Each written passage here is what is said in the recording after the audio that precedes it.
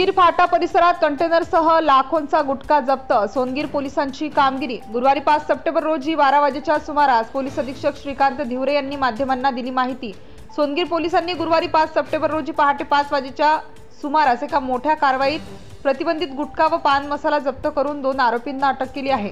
सोनगीर पोलिसांना मिळालेल्या गुप्त माहितीनुसार शिरपूरकडून मुंबईकडे जात असलेल्या एका कंटेनरमध्ये मोठ्या प्रमाणात गुटखा भरून आणला जात होता। पोलिसांनी सोनगीर फाट्यावर सापळा लावून कंटेनरची तपासणी केली असता कंटेनरमध्ये लाखोंचा गुटखा पोलिसांना आढळून आला। कंटेनरसह या मुद्देमालाची किंमत 26,81,440 रुपये इतकी आहे।